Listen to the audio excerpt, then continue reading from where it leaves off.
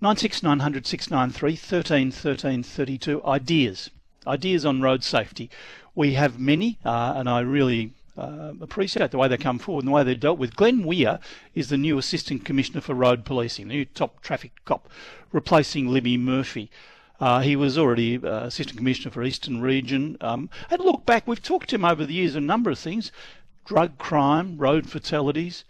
I remember when there were rewards for information on idiots throwing tax on the bike paths. We even had a debate about the use of the word joyriding, believe it or not, and he's in the studio. Assistant Commissioner Glenn Weir, good morning.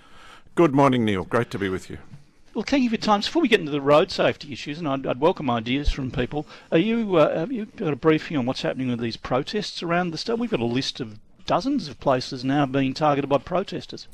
Yeah, so we've been aware for some time about the potential for protest activity today, so we've responded accordingly. A number of places across Victoria where we've got plans in place should anything arise, but at this stage it's fairly quiet. Do you know? Well, I don't think there's been any trouble, but we've got Government House, Frankston, Council, Knox, Kingston, Cardinia, East Gippsland, Casey, Whitehorse, Caulfield, Premier's Office in Nonal Park, Parliament House, Bairnsdale, Mornington, Melton, Leongatha and Wonthaggi. It's very widespread.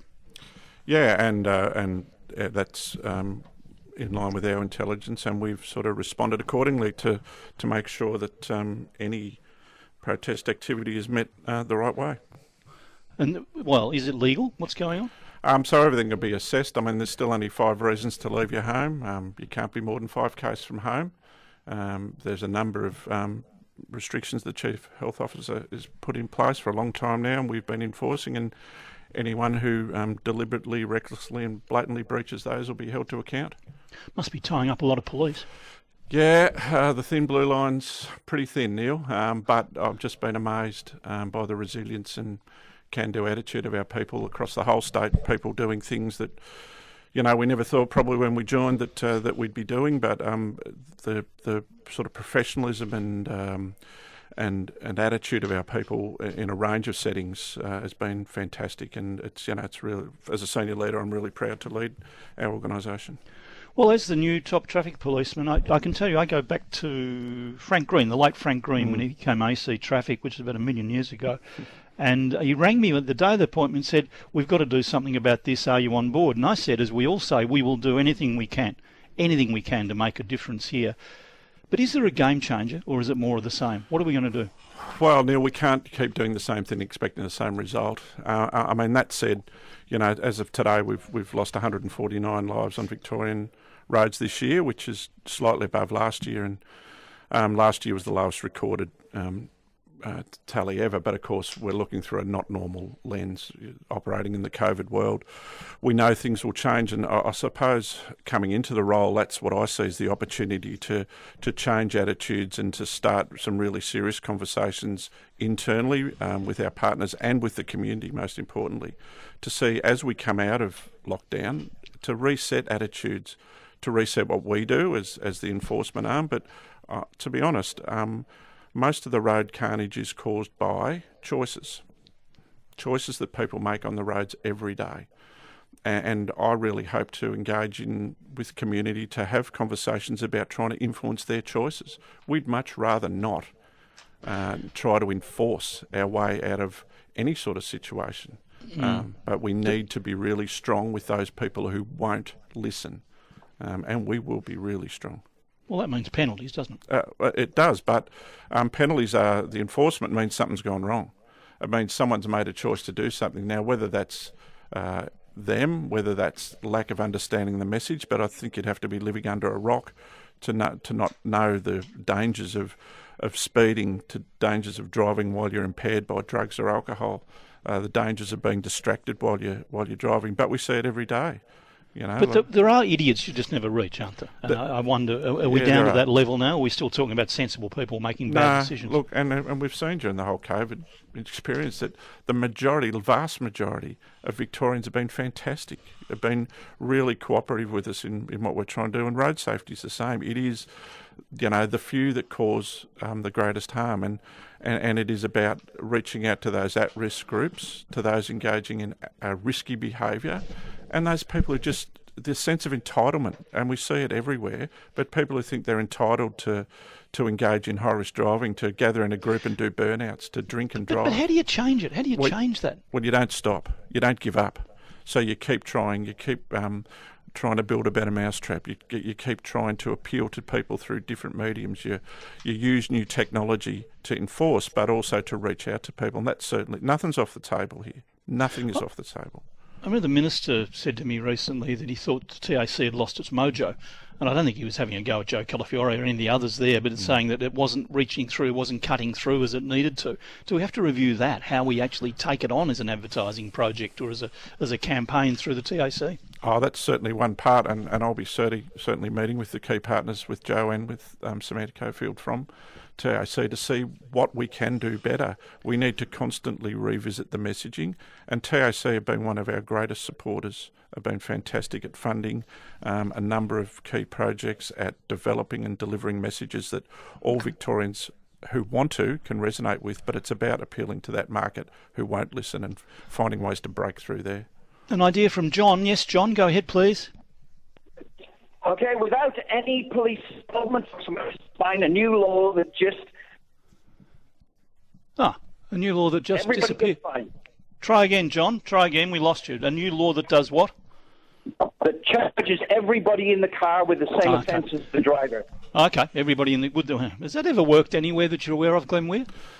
No, Neil. I mean, you know, there are offences that people who contribute to a whole range of things can be held to account for. I'm not sure. The person in control often is the person behind the wheel most of the time, and it's about choices. The simple choice is, if you don't feel safe, don't get in the car. And I mean, we look to the tragic incident that happened in Warrnambool, last week, and it makes you so sad, where young people have chosen to get in a car and engage in risky behaviour, and it's ended in tragedy. Well, don't get in the car. Well, what about penalties? Would you like to see tougher penalties on mobile phone use? Would you like to see tougher penalties on drink driving or other issues? Certainly, we always work with government to consider a range of penalties, but penalty happens after the event. The use of penalty as a deterrent is something that is of value. If people think they're going to be caught, which is our role to make sure that we're visible and that we're engaged, and people think that if they do transgress, they're going to be held to account by us, but then that the penalty is commensurate with what they've done. We still see so many people using mobile phones or other devices that distract and cause road trauma. We still see people who choose to use drugs, predominantly methamphetamine or cannabis, or drink and drive, and then when we catch them every day. What about zero alcohol? Zero alcohol is something that I think we need to have a conversation about. But we've been having conversations about it for 10 years. Yeah. And do we need to do it? Well, we keep running into roadblocks, and ultimately any legislative change is a matter for government. And it's a matter for the government to set the well, that's true, agenda. but if the police went to the government and said, look, we reckon zero alcohol could work, I mean, at least give it a try. Yeah, but that's not the police position yet, isn't it? No, and we would have to really look at evidence-based decisions. And having a licence and driving a car, it's actually a privilege. You're not entitled to do it. You've got to pass through a number of steps before you get a licence. And I would have thought if one of the steps and one of the conditions that you accept when you get a licence is not to have any alcohol in your system when you drive, and if we had evidence to show that would significantly reduce road trauma, then that would be something that we would support. So, but the evidence isn't there yet, is it? Not that I've seen, no. And we look, around Australia and overseas all the time, and engage with our key partners to look at what is the best evidence. And if we found some that supported that, I'd certainly be keen to have a conversation about it. I haven't seen it yet.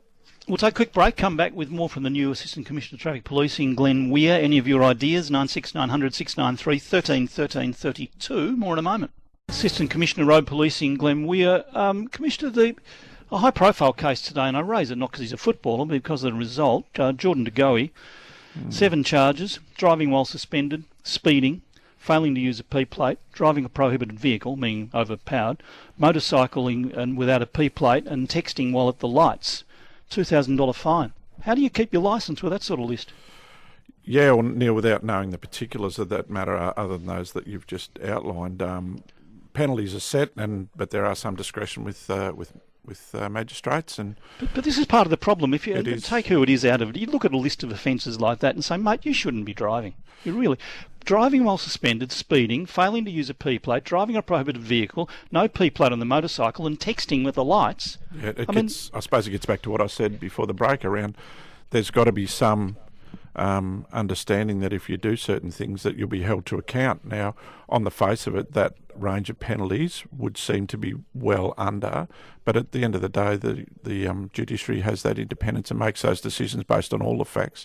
I'm not in possession of all the facts, so it's hard to comment, but I think if people expect that they're going to be held to account and suffer a penalty, but even one of those offences you mentioned, I think you said he was driving whilst not authorised to do so. And we catch a lot of people who are disqualified or suspended or have no licence. Our increase in our automatic number plate recognition technology has been really, it is almost a game changer in terms of locating those people. But if they don't care or there's no consequence, then, we are pushing it uphill. And when will you have those new cameras on top of the bridges looking into cars for... Because they've had enormous success in New South Wales, checking for people on mobile phones. Yeah, so that's something that is still in trial and in project, and Department of Transport are leading that, and we're working with them. I'm hopeful that will be sooner rather than later because, distraction, as I mentioned before, is still one of the key drivers of road trauma. 149 dead already. We've got a fair way to go. Are you hoping to keep it at under 200? Well, if we don't have a target and a goal and we just float along, then we've missed an opportunity. And while we talk numbers, behind every number is a person. And we can't lose sight of that. So we've got, the rest of this year to try and limit the trauma on our roads. So under 200's never been achieved. The lowest was last year. And again, 211 deaths last year, and in probably an unnatural environment with restrictions and curfews. So if we don't have a target, then we're never going to achieve anything. Zero is our vision, and it must be. It can't. Is it achievable? Well, we will always keep trying, Neil. It might be achievable in the foreseeable future in our lifetime, but if we don't have a goal of zero, then we're accepting that someone we know is going to die on the roads. I can't have that. You were on the scene at the Eastern Freeway, horrendous situation, 4 police killed, a very horrible scene, I can only imagine. How did that affect you? It's something that'll stay with me forever, Neil. As the Assistant Commissioner for Eastern Region, which I was at that time, and the deaths occurring in my region, and 2 of the members, Kevin and Josh, worked in my region, and I've been to numerous, fatal and multiple fatality collisions over the years, but I'll never forget the scope and scale of that, and being there not long after it occurred and standing there and trying to take into my brain what I was looking at, and knowing that it was some of my colleagues that were dead is something that drives me personally to reduce the road toll, and also makes me realise how precious life is. And so we're not talking about numbers, we're talking about people, as I said before. And the outcome of speeding and impaired driving, that is the ultimate catastrophic end that we saw there. And I'll never forget it, and it stays with me daily. Yeah, I'm not surprised. I've been a long-term advocate for defensive driving courses. I assume you've done one as a part of the police course, have you? Yeah, do you think they're a good thing for the general public? Anything that can upskill people using the roads is a good thing. And we go through a licensing process, and then we give the keys to our 18-year-olds, and there are restrictions through while they're on probation, but essentially they're out there on their own with what is a really dangerous piece of equipment in a motor vehicle. And if I would encourage people strongly to make sure that their children are as strongly prepared for the journey on the roads as they can be. And if it's defensive driving, that's great. Do you think we could mandate it, have a look at mandating it at some stage? So, you get your licence, but then within the next year you have to undergo a higher level, not advanced driving, that's something different, defensive driving. Yeah, Neil, I just wonder though, when do we have to stop leading people when can people take responsibility for their own actions? And I would think that, and I certainly went through it with my children when they were learning to drive. And you have a responsibility to prepare your children for a whole range of things in life. And I would have thought one of the most dangerous things they can do is drive a motor vehicle. Yeah. So I'm, mandating things often means we have to do that because everything else has failed. Okay. Do you still object to the term joyriding? Well, Neil, who gets the joy out of it? I'm certainly not the owner of the car the thieves who steal the car, the owner gets no joy. The road users who are at risk by the people who steal the car, they don't get any joy. And often we see those people who steal cars overrepresented in road trauma. So I don't think they get much joy out of it. So it often perplexes me why the media use the term joyride. I don't understand it. Just finally, a mea culpa. You've been driving a long time. How many tickets? So I've had 2 tickets over the journey, and not one for a while, thank goodness. But it just shows you, back in the early days of speed cameras, it was easy to lose your concentration, and I'm as guilty as anyone else, and it's a human trait. How far over were you? Very, very minor, very minor. I'm often accused, I'm often accused of driving like Miss Daisy, but I don't think that's a bad thing. It just, it shows that we all have human frailties, but we have to be really careful when we're using the road network. Well, look, there's many other things I'd love to talk to. Perhaps we can talk to you regularly. I'd really like it. I mean, the trucks are a big issue. There's a skill, there's a speed, there's a booze, there's a drugs. We all know the issues, and I'd love to explore them with you regularly if we could do that. Sure, Neil, that'd be great. Thank you very much. Glenn Weir, Assistant Commissioner Road Policing, new traffic cop. And we'll talk to him regularly as he gets the feet under the desk. Interesting approach on defensive driving. The police are traditionally, going back 20, 30 years, have been reluctant on defensive driving because they thought it taught kids to drive like hoons. It doesn't if it's done properly.